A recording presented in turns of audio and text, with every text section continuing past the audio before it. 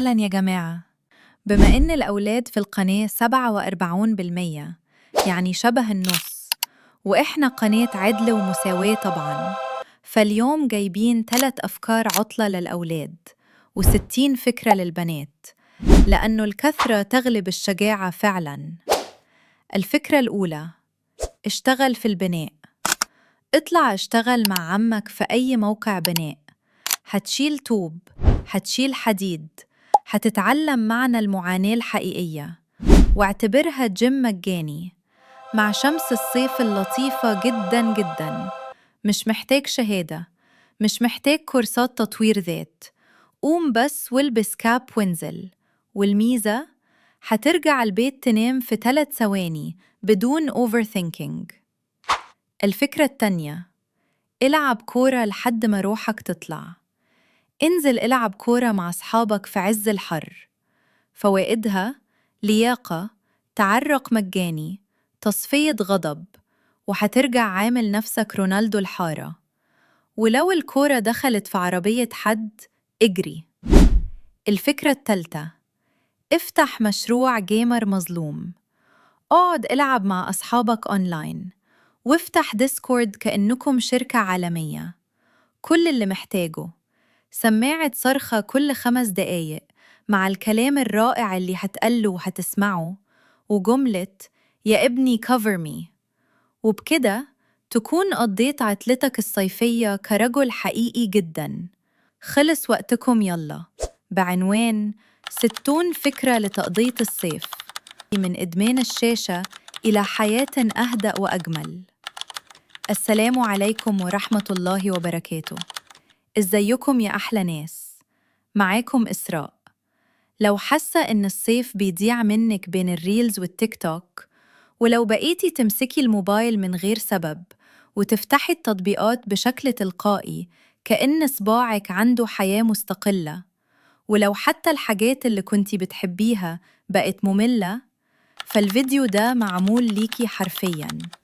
لأن المشكلة مش إنك كسولة، المشكلة إن مخك اتعود على كمية دوبامين سريعة جداً، لدرجة إن الحياة الطبيعية بقت أهدى من اللازم بالنسبة له. إحنا دخلنا عصر اسمه تعفن الدماغ الرقمي، يعني سكرولينج بلا نهاية، معلومات كتير من غير عمق، انتباه متقطع، وشعور غريب بالفراغ حتى بعد ساعات من التسلية.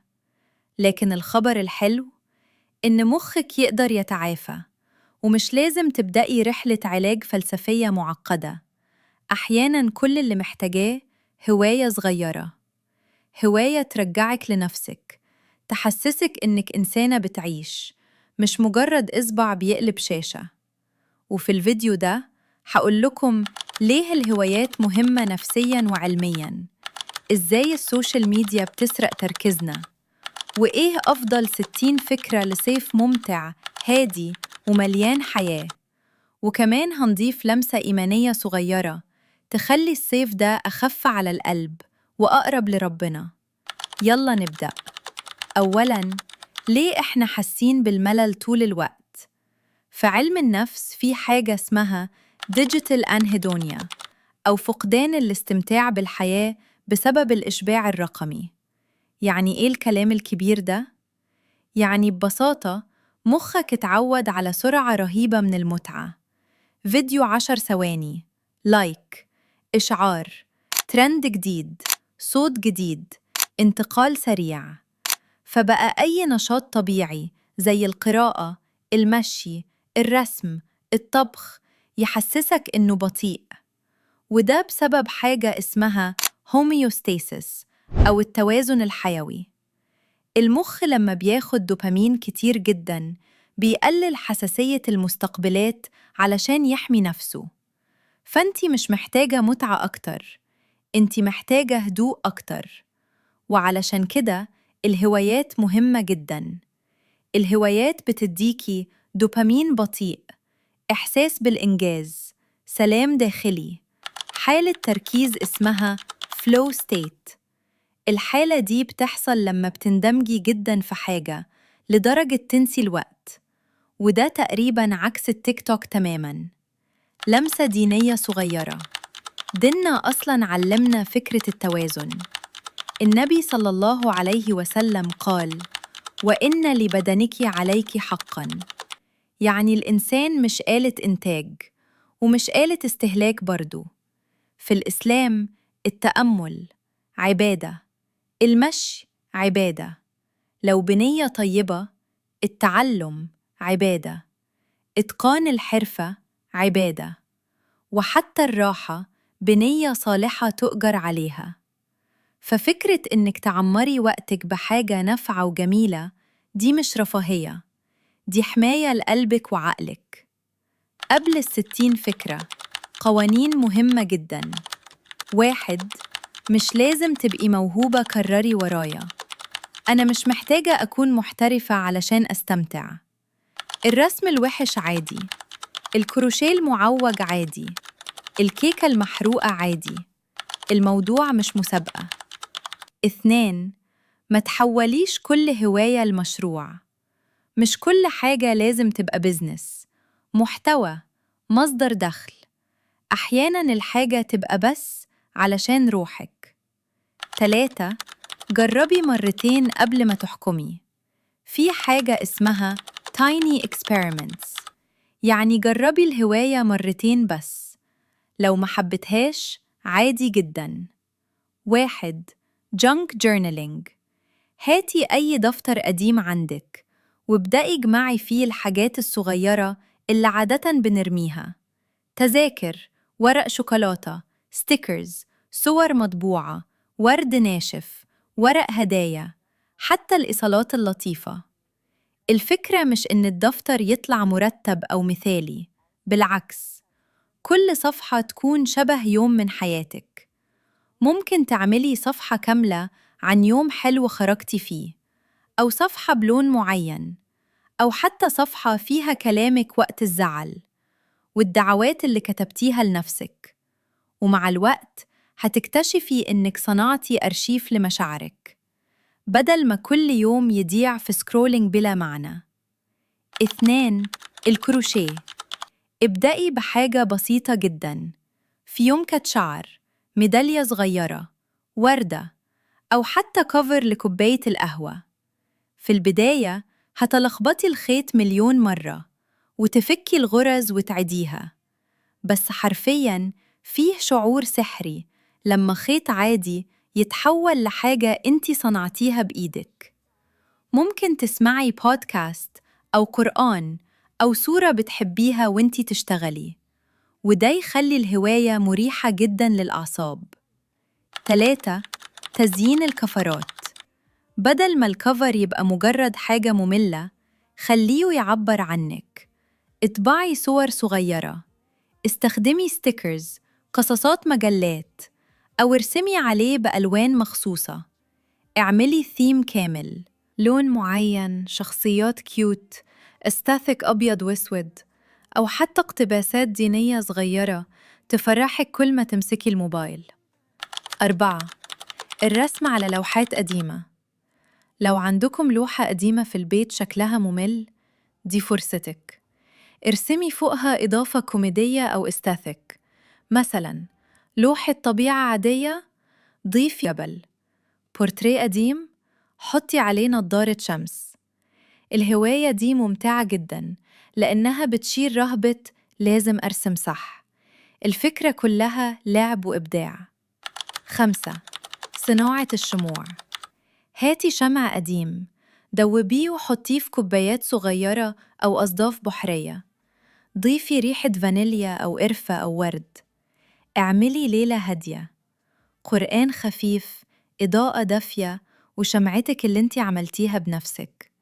الموضوع كوزي جداً بشكل يخلي مخك يهدى حرفياً. 6. صناعة أكاليل الورد.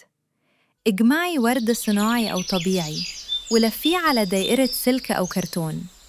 ممكن تعلقيه على الباب أو فوق مكتبك. اعملي أكاليل بمواسم مختلفة: ورد أبيض للصيف، ألوان دافية للخريف، أو حتى هلال ونجوم. 7. التطريز اليدوي. ابدأي برسمة صغيرة جداً: نجمة، وردة، اسمك، أو كلمة بتحبيها. مع كل غرزة بتحسي إنك بتهدي سرعة العالم شوية. التطريز من أكتر الحاجات اللي تخليكي تركزي في اللحظة الحالية بدل دوشة الموبايل. 8. صناعة سكرانشيز. هاتي قماش قديم من تيشيرت أو بيجامة مش بتستخدميها وخيطي سكرانشي لطيف. اعملي ألوان مختلفة لكل أوتفيت، وممكن تعملي ماتشنج سكرانشيز لصحباتك كهدية بسيطة ولطيفة جداً. 9. خياطة توت باج، شنطة. القماش حرفياً أسهل مشروع خياطة للمبتدئين، مجرد مستطيلات وخياطة مستقيمة. بعدها ارسمي عليها أو اكتبي اقتباسات أو علقي بينز صغيرة عليها. هتحسي بفخر غريب وانتي خارجة بحاجة انتي عملتيها بإيدك. 10. تلوين السيراميك. اشتري قطعة سيراميك بسيطة أو حتى مج قديم وابدأي لونيه. اعملي عليه قلوب، نجوم، ورود أو رسومات عشوائية كيوت. حتى لو الرسم طلع مش بيرفكت، ده جزء الجمال أصلاً. 11. صناعة فواصل. كتب قصي كرتون بسيط وزينيه بالقماش أو الرسم أو الستيكرز. اعملي لكل كتاب بوكمارك مختلفة، وممكن تكتبي عليها أدعية صغيرة أو اقتباسات تطمنك كل ما تفتحي الكتاب. 12. الأوريجامي. أي ورقة مربعة ممكن تتحول لطائر أو نجمة أو قلب.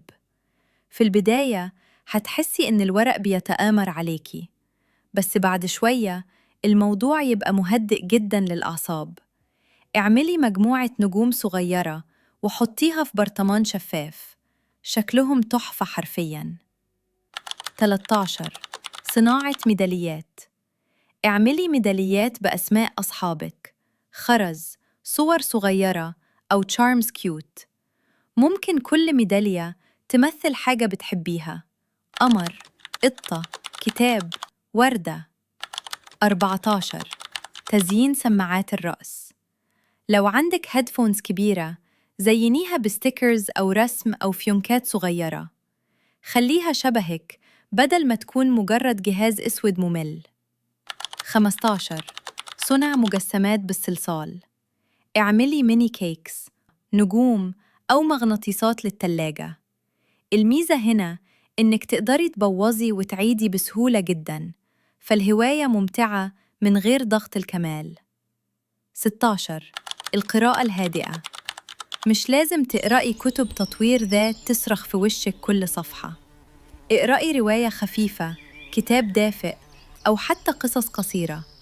اعملي طقس كامل: شاي، بطانية، إضاءة هادية، وموبايل بعيد. القراءة ترجع لعقلك قدرته على التركيز البطيء من جديد. 17. تعلم لغة جديدة. ابدأي بكلمات بسيطة جداً يومياً. اتفرجي على فيديوهات قصيرة أو اسمعي أغاني باللغة دي، ومع الوقت هتفرحي جداً لما تفهمي جملة لوحدك بدون ترجمة. 18. حل السودوكو والكلمات المتقاطعة. دي من الحاجات اللي تخلي مخك يفوق بعد استهلاك المحتوى السريع. ابدأي بمستوى سهل جداً، ومع كل لغز هتحسي بمتعة الإنجاز الصغيرة اللي السوشيال ميديا عمرها ما بتديها بنفس العمق. 19. تعلم الخط العربي. جربي تكتبي آيات قصيرة أو أسماء بخط جميل. اشتغلي على الحروف ببطء واستمتعي بشكل الحبر على الورق. الهواية دي فيها هدوء روحاني غريب، خصوصاً مع القرآن. 20. كتابة القصص القصيرة. اكتبي عن بنت عايشة في مدينة خيالية، أو عن قطة بتتكلم، أو حتى عن يومك، لكن بطريقة روائية. الفكرة مش الاحتراف، الفكرة إن خيالك يتحرك تاني بدل التخدير الرقمي المستمر. 21. كتابة الشعر. مش لازم تكوني المتنبي. اكتبي مشاعرك زي ما هي، عن الصيف، الوحدة، الخوف، الامتنان، أو حتى كوب الشاي اللي أنقذك بعد يوم طويل. ممكن تكتبي سطر واحد فقط يومياً، وبعد فترة هتلاقي عندك دفتر كامل يشبه روحك. 22. تعلم المونتاج. ابدأي بفيديوهات بسيطة جداً. صوري يومك، قطتك، أكلك، السماء وقت الغروب. بعدها أضيفي transitions بسيطة ونصوص لطيفة.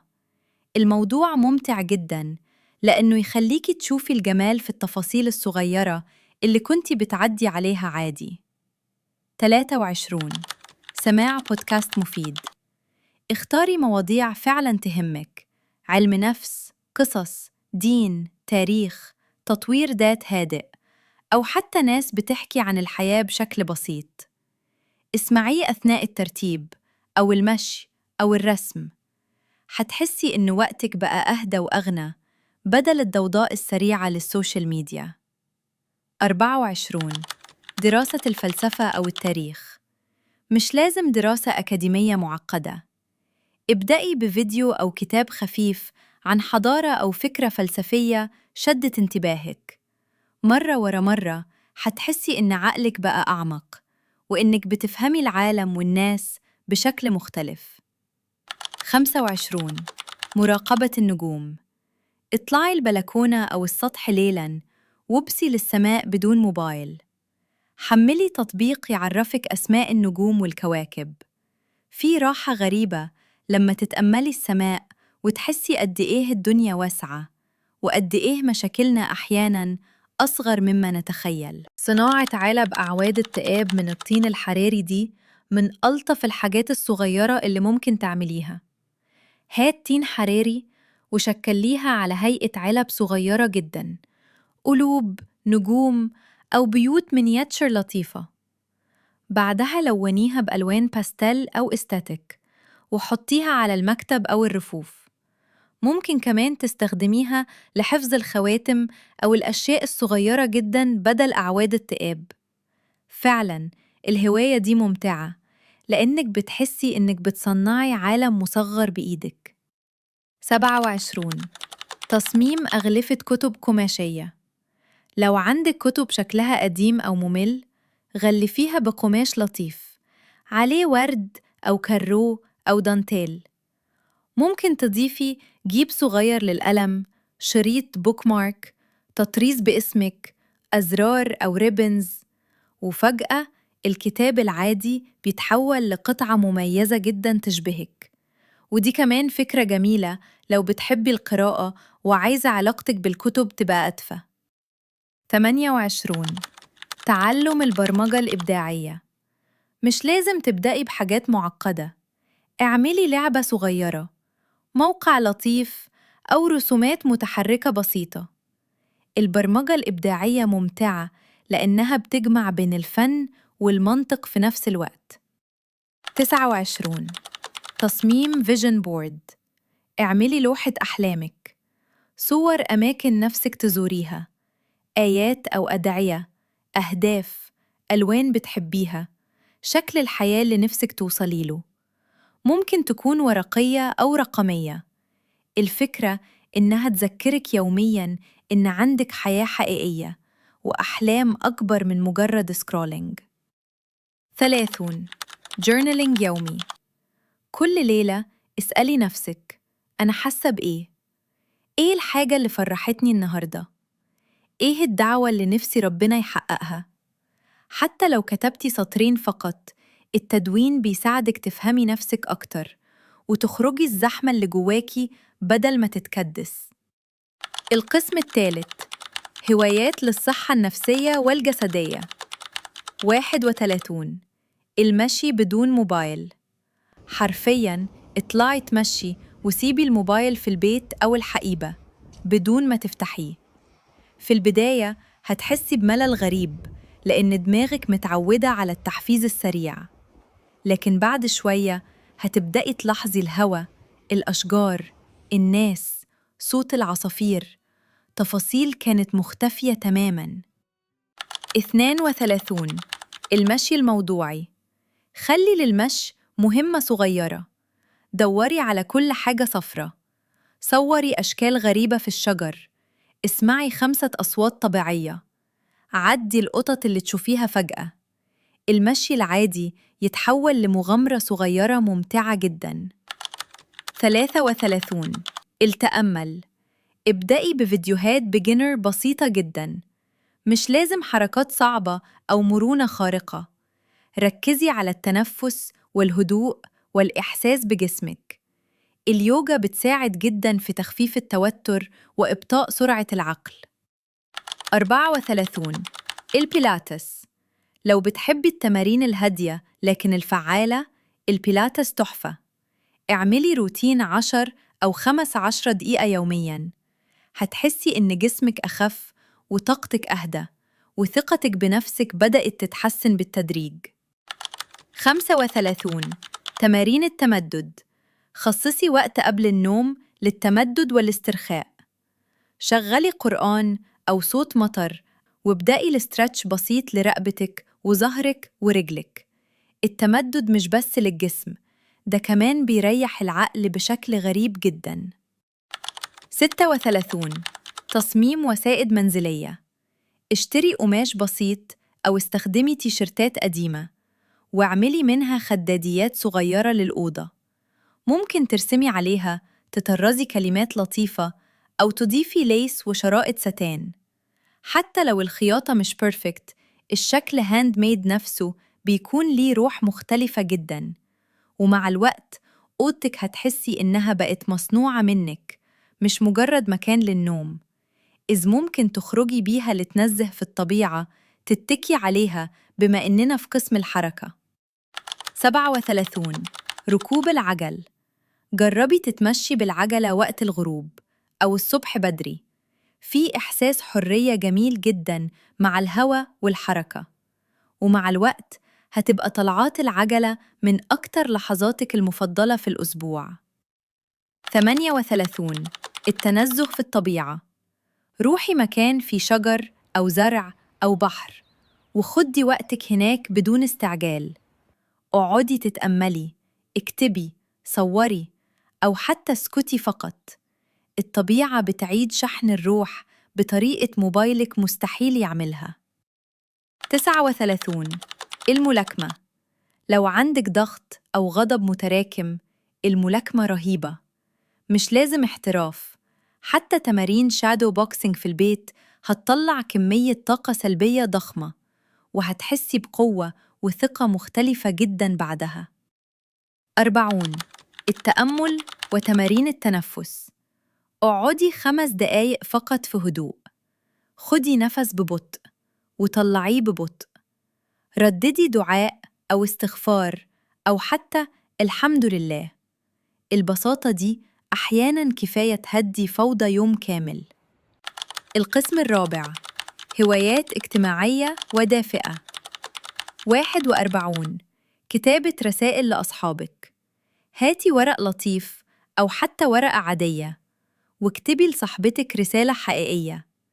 احكي لها فيها قد إيه وجودها مهم، أو موقف ضحككوا عليه، أو دعوة حلوة ليها. ممكن تحطي ستيكر صغير أو ترشي شوية برفان على الورقة. الحاجات البسيطة دي بتعيش في القلب أكتر من 1000 رسالة واتساب سريعة.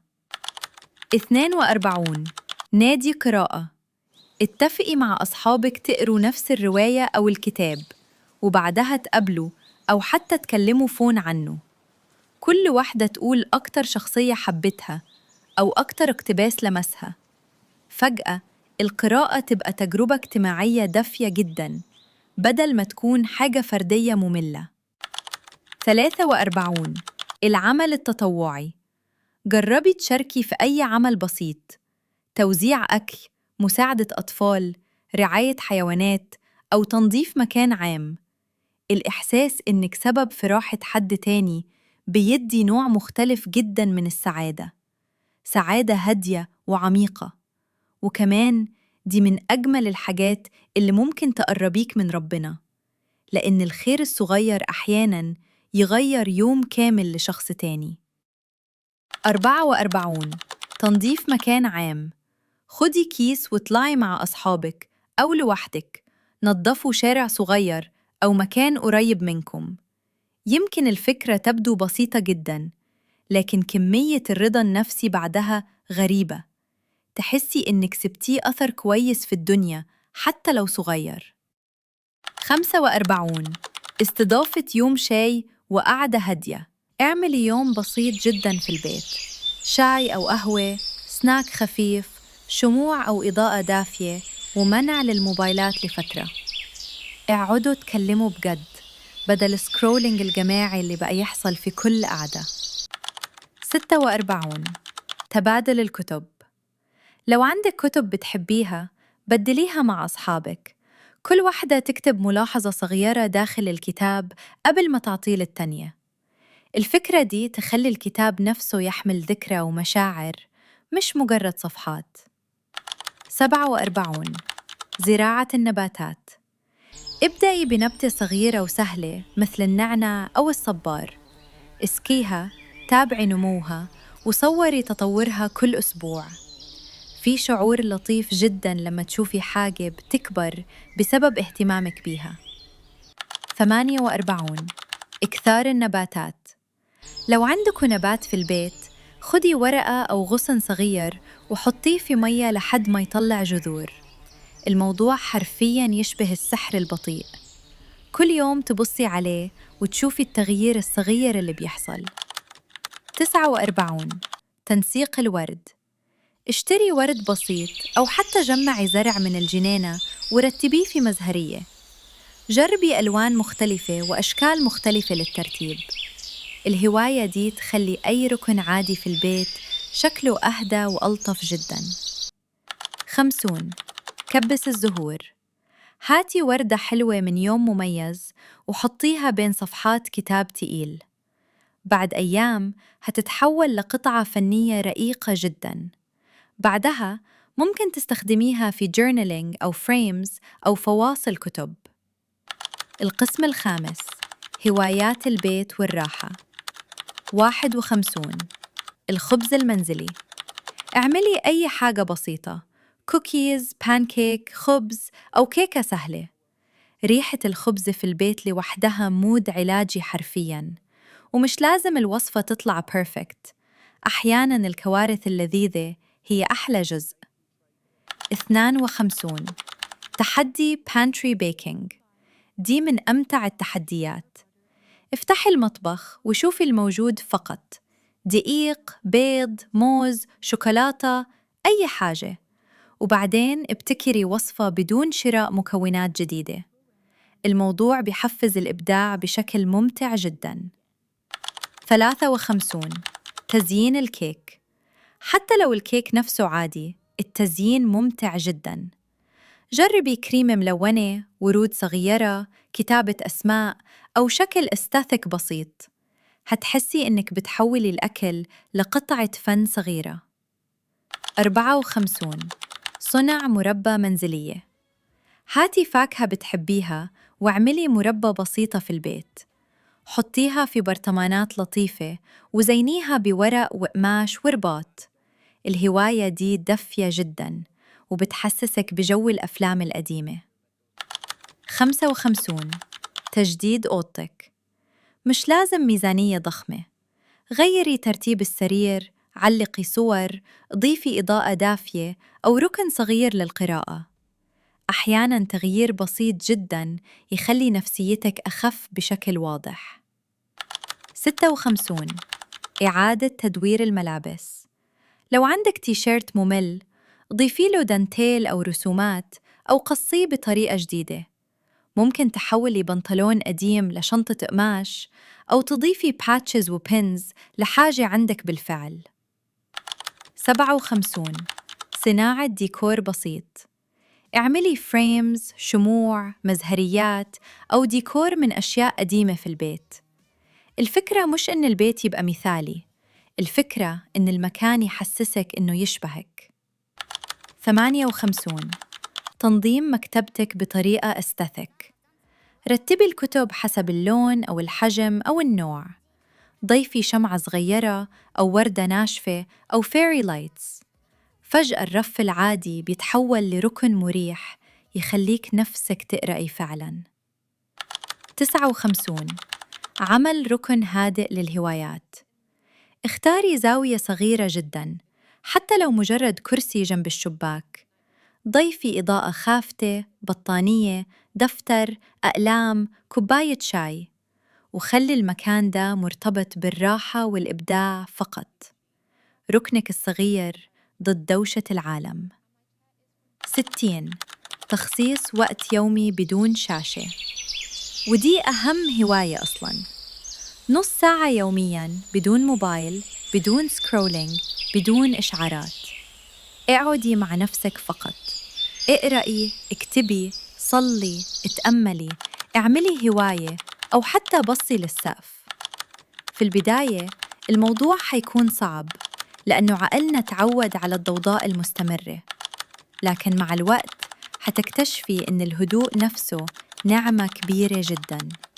وأحياناً أقوى لحظات السلام بتيجي لما تبعدي عن العالم شوية وتقربي من نفسك ومن ربنا. فقرة مهمة جداً. عايزة أقولك حاجة يا بنات، مش لازم الصيف يبقى سفر، خروجات يومية، حياة مثالية.